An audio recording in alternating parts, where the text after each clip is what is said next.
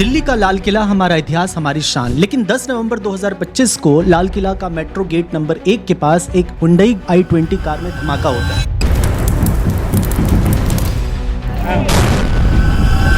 किसने किया, कौन है इसका मास्टरमाइंड, ये सब आपको पता चल गया होगा या चल जाएगा, क्योंकि मेन स्ट्रीम मीडिया इन सब को चुन चुन कर निकाल कर आपको बता देगी।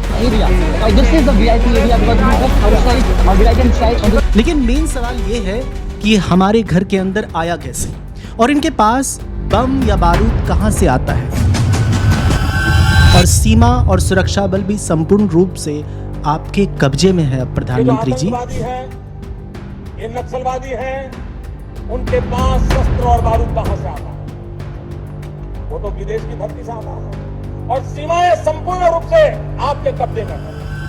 राज्य और केंद्र के साथ केंद्र शासित प्रदेश भी अब आपके कब्जे में है। मैं दीपक चौधरी, भारत का नागरिक होने के नाते प्रधानमंत्री जी आपसे पूछना चाहता हूं कि विदेशों से घुसपैठी आतंकवादी के रूप में आते हैं, आतंकवादी घटना करते हैं और फिर हमारे निर्दोष लोग मर जाते हैं।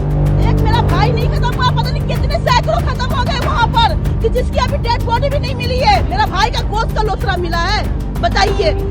नहीं, मेरा भाई का कुछ भी नहीं है, ना सर है, ना हाथ है, ना पैर है।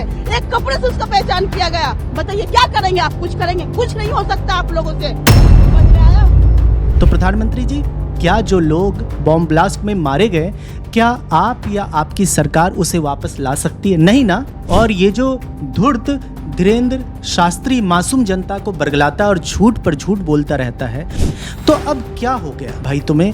बजरंगबली का बात बात में नाम लेकर हमारे सनातन के जड़ों को ऐसे पाखंडी मिलकर कमजोर कर रहा है, जिससे कि आने वाली पीढ़ी जब सही और गहरी शिक्षा पर सवाल पूछे और सनातन की बात हो, तो ऐसे पाखंडी को देखने से आज की जनरेशन झूठे धर्म के प्रचार प्रसार के चक्कर में सही सनातन धर्म को नहीं जान पाएगी। और फिर कहोगे आजकल के बच्चे धार्मिक हैं ही नहीं, कैसे होंगे धार्मिक? वैसे शुरुआती रिपोर्ट्स में कई मौतें और दर्जनों लोग घायल हुए हैं। सरकारी तथा मीडिया रिपोर्ट 8 से 13 लोगों की मौत और लगभग 20 से ज्यादा लोग घायल बताती है। और ये नंबर सूत्रों के अनुसार अलग अलग है। मामला UAPA यानी एंटी टेरर लॉ के तहत तफ्तीश में है। NIA तथा दिल्ली पुलिस जांच कर रही है। बात करें तो फॉरेंसिक संकेत बताते हैं कि बम बनने में अमोनियम नाइट्रेट ANFO टाइप का प्रयोग होने की पॉसिबिलिटी, और कुछ रिपोर्ट्स में कहा जा रहा है कि ANFO के साथ RDX टाइप हाई एक्सप्लोसिव के अवशेष भी मिले हैं,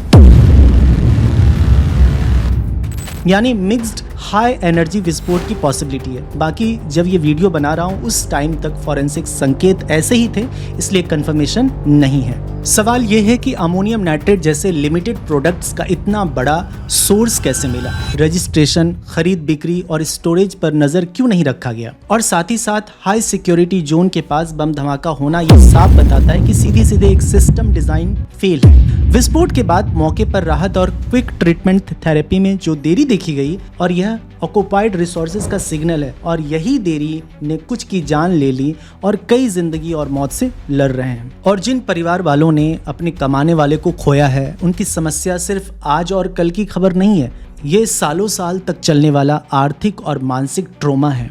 हमारा सवाल ये है कि क्या सिर्फ मुआवजा देने से दर्द कम हो जाएगा? इसलिए हमें परमानेंट सिक्योरिटी और अकाउंटेबिलिटी और सिस्टम में असली सुधार चाहिए। ये नहीं कि बस कहा जाए हम पीड़ितों के साथ हैं। सहानुभूति जरूरी है, लेकिन साथ साथ जवाबदेही और सरकार को इफेक्टिव इम्प्रूवमेंट करना चाहिए। ये कब होगा भगवान जाने। बिहार का रिजल्ट आएगा, नई सरकार बनेगी या फिर वही सरकार बनेगी, और फिर हम सब कुछ भूल जाएंगे। कुछ दिन बाद बिहार की जीत की खुशी मनाई जाएगी, मुद्दे बदल जाएंगे, सरकार जांच बिठाती रहेगी, रिपोर्ट पर रिपोर्ट सबमिट होती रहेंगी और फिर सरकार अगले काम पर लग जाएगी। लेकिन मुद्दा तो गुम हो गया।